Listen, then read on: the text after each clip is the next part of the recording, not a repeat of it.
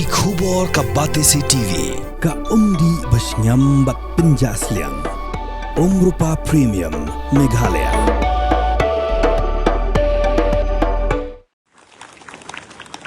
Di Nonghikai School Ad Hoc ki Madan hapo ka Shatri jongka Federation of All School Teachers of Meghalaya haka arpu atrik unai luar arja pesan ki lami pajba sya Surok ban persya ya ka jing bomla ka sorka jela ban penkiu ya ka tulop jongki Nonghikai School Ad Hoc haka jela bat dawaru ban kentiu kerdan ya School Ad Hoc sya ka deficit system dan ya deficit pattern. Kani ka jing ki bajai-jai kelas dang da ka jing ya rali na lachumea bat lapen kut ha Madan Malki bat hang ni ki Nonghikai Ad Hoc ki lapen bena dang ha kita yo beladap ban beteng sendon da ka jinga syong kelan mengor ka ba klemput sngi tat hadu ba ka sorkar kan da jubab ya ki jing tawa ki jongki all ad hoc schools to the deficit system or the deficit pattern, that is the paid scale plus allowance. Friends, as an ad hoc teachers, we have the right to pressure to the government to fulfill the demands for upgradation. Why? As an ad hoc teachers, we has been contributing a lot to the state in terms of education. For decades, we are rendering service to the students in the state of Meghalaya. It is the duty of the government to recognize this service rendered by us. Why do we say that ad hoc teachers has contributed a lot to the state education? Friends, we will give an example here. I have got here a sheet of paper.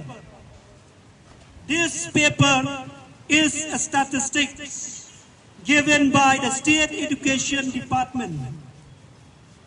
It is just an example what they give according to the enrollment of the students in the secondary and the higher secondary level in the previous years. All together in the state of Meghalaya, we have 118,429 students studying in the different schools, right from the government schools, the aided schools, and the private schools. Out of this 118,000, only 12,500 are in the government schools, and only 1,500 they are in the private schools. That is around 104,000 students who are studying in the state of Meghalaya. They belong to the grant in aid school, of which half of these students, they belong to the ad hoc schools. So which means that we are contributing a lot in terms of education. What we need at present is the government of the day to recognize the service rendered by us and to fulfill our demand for upgradation. The second point we would like to stress here is regarding the role of the school managing committee. We know that most of the school managing committee of the ad hoc schools, they belong to the mission, they belong to the community, and some of them, they are run by the private individuals. Now in the beginning, when these SMCs set up schools, that is before they receive the grant in aid, in order to pay the salary to the teachers, they organize school fairs, they organize tournaments, and they also collected door-to-door contribution from the members of the community and also from the members of the church. Majority of these SMC, they no longer contributed. That is, at the same time as the salary was given by the government, they even no longer collected fees. Majority of these schools, you will find them in the rural areas. That is, they are charging no school fees, which means they are giving free education to their students.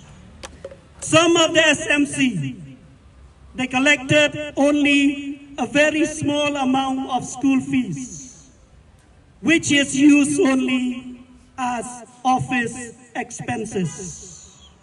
And very important, only a few SMC in the state of Meghalaya, they collected fees which they give additional salary to the teachers.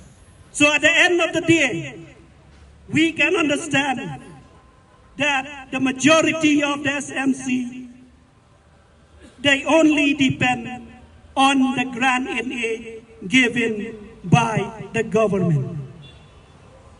Friends, as an ad hoc teachers, our problems can be fulfilled and it can be materialized only with the political will of the government. This we know for sure. If the government has the will, financial constraint is not the problem. So as an ad hoc teachers, we stand here to make an appeal or to urge the government of the day to take up steps or to come up with a policy to upgrade the ad hoc school teachers to the deficit system or the deficit pattern. This is the only solution. So which means right from this day, we will start our agitation with a peaceful march rally to begin from Malki ground, and we will end also the march rally here within Malki ground. After that, we will continue with the indefinite sit-in demonstration starting in Shillong from today itself and in Tura on the 24th of September. Or to upgrade to the deposit pattern. Friends, as we decided in our last general body meeting in Tura on 13 September 2025, and we decided that we will be holding a peace and march rally in Shillong on 22nd September 2025. That is today. And friends, we had also decided to do a continuous sit-in demonstration, indefinite sit-in demonstration. And that continuous sit-in demonstration will be doing simultaneously in Shillong. And the same sit-in demonstration will be doing in Tura. So friends,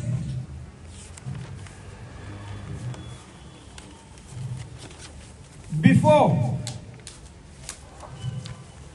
we start this agitation, I want to make it clear to our authority, to this government, that we are now fed up of their adamant attitude.